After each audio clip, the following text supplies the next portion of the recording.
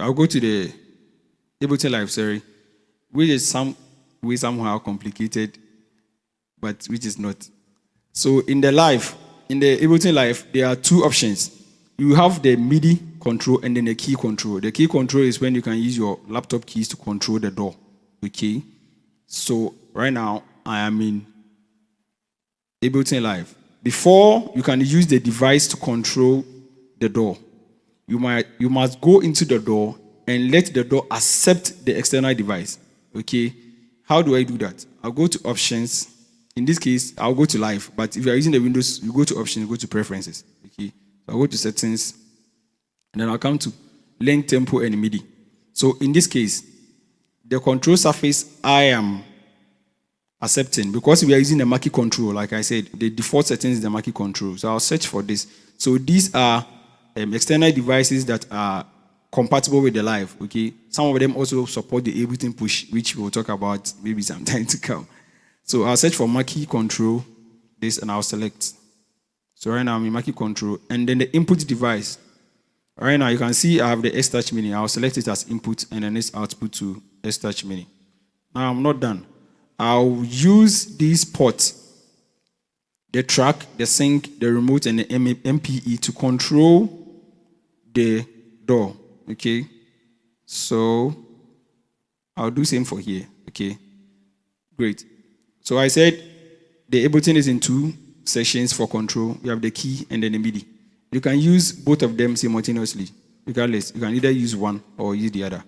So if I hit on MIDI, Ableton has highlighted all the functions that can use the MIDI functions to control. Okay, so let's say I would want to use my master control or the fader to control the master control fader on the board, on the DAW. So I hit that device or that function, and I'll press this.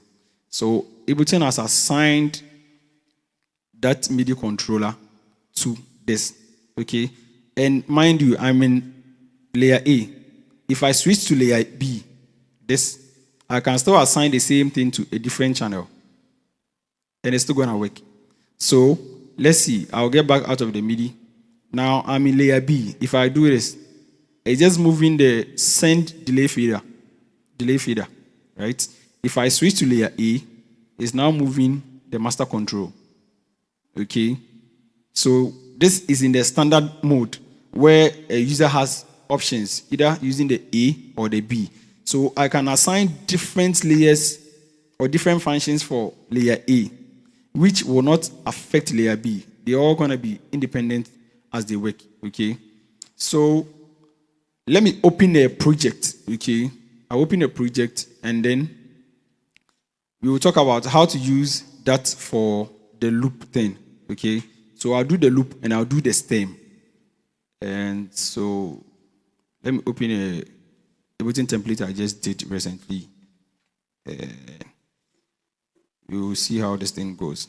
So right now I'm in the standard mode. That's why you can see I can switch between layer A and B. If I was supposed to be in the Mackie control mode, I wouldn't have been able to control A and B. Okay, so right now I'm in the live set. So these are the loops that are in this project. All right, great. So I'd want to, we are playing church, okay? I'd want to assign some of the functions in the Ableton, such as the tap, the master control stop, the faders, changing some of the faders, or the functions, changing some of the delays, and then the ascent controls. I would want to do that from the MIDI controller. Okay, so initially I said that you go to live, or in your Windows you go to settings, options, and go to preferences. Because I've already assigned it, Ableton has already stored this information already. So the Mackie control surface is there, input and an output, all these things are there. So I'll come back. I'll hit the MIDI. Now Ableton has highlighted all the functions in the board or in the DAW that can be assigned to a MIDI note. Okay, so right now I'm in layer A. I'd want to assign the tap to, let's say, this particular function in layer A. So I'll hit this. So you can see that the tap key has been noted for B1, okay, which is this. Let me assign the Afro loop or the Afro praise loop to a different key. So I want to hit this click. Remember I said we have a rotary, we have a click, and then a button. And this is the feeder. So I've assigned the praises loop the first praise loop to a click. The second, I would want to assign it to the first button here. Let me assign the master stop to this. All right? And then the master feeder to this. Remember, all these are in layer A. I'm doing all these in layer A. Okay? So let's get out and see how these things function. So I'm out. If I hit click, now I'm playing the first praise loop. Okay? If I hit this,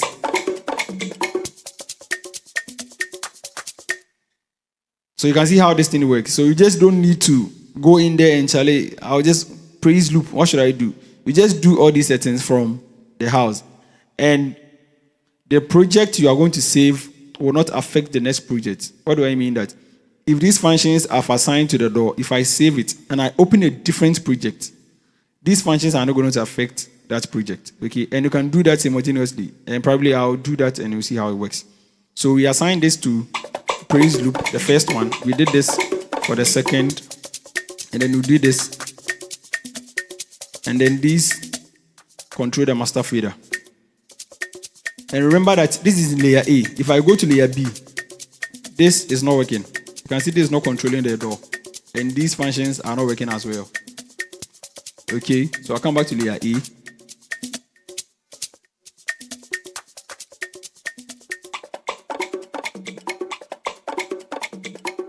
So that is that. So in Ableton, that is what makes the Ableton some way faster than the other doors. So I can get, I said these are 33 functions on a layer. So layer A, I can get 33 functions. Layer B, I get 33 functions, which is 66. So this small device can give you 66 functions in a particular door. Okay? So sometimes you just don't need to have larger gadgets before you can do extra things. So this is for the loop side of things. I'm not saying so you can so this is the standard mode. Okay, now I'll switch to the Mackie control mode and then you see a different function I'm talking about. So I'll just disconnect and then we say that you hold down the Mackie control button and then you insert your USB. The device is supposed to blink twice and then you switch to the Mackie control mode. So right now I'm in the Mackie control mode. Now in the Mackie control mode, it has some buttons on this device. We have back, forward, loop, stop, and play. So these are the default functions of the device. So if I hit display, okay, let me go to the arrangement view. I hit the play button, that was what I hit, okay, and it's playing. If I hit the stop button, it'll stop. If I hit the record button, it's going to record. So the X-Touch Mini has a default function for the door, but because they would want you to have a user control feel of the device, you can switch between the layer A and B. Okay, so this is how to use this device to control the door. Let me open a stem, and then let's see how best this thing goes. So I'm opening the live project, the one for the loop, and then I'll open a different Ableton setup. Which you might need a little coding before you can do that. Give me a second. So there's a command prompt to that. Initially, mostly Ableton will just allow you to open a single project at a time. But in this case, I would want to open 2 projects at the same time. Okay, so I just do this, press enter. Then I have a different Ableton project. So in this project, let's assign the first praise loop to this, the second to this, all right? And then as well, this will control our master feeder, okay? In this case, I'm in layer B. I've essentially do that so that you understand what I'm talking about. So I'll get out of this. So in layer B, this is playing this. This is playing, all right. So I'll stop this. All right. So let me go to the other project. So in the other project, let me open a stem for Sorry, this stem cannot be shared. I beg. Before time would come and kill me. So I'll open a new live set. Let me open this. I shouldn't save. Don't be scared with what you are seeing. So this is a full stem of Lady Lucy, okay? So in these stems, we have 4 categories of songs, okay? So let's say in a live session, we have planned to play the urban rock first, and then probably play the high life as the project has been designed. But time might not allow us to do that. So we want to play the first stem and switch to, let's say, the third stem, and then we are out. You don't need to come and select, oh, Charlie, this is where you are going. Just come and select. So what I'm going to do is that I'm just going to assign these controls to that stem or to the door. Again, we'll go back to the MIDI. Okay. So here I'll click the MIDI. And then, as usual, Ableton has highlighted all the functions we can assign some notes to. So I'll go to the first track, okay, where it's supposed to start. Okay. So I hit this, and let me hit this knob.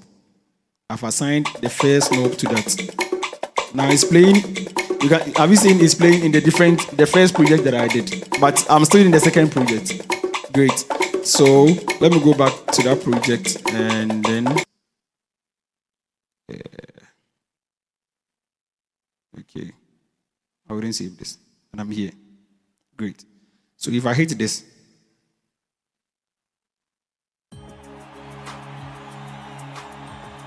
so this is for the first.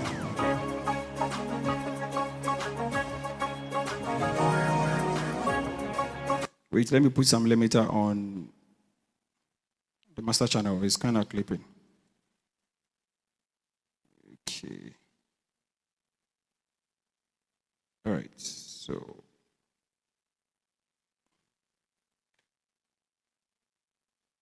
Okay. So this is for this. And then the third is for this. Yes, I would want to assign a different thing. Okay. So I'm out.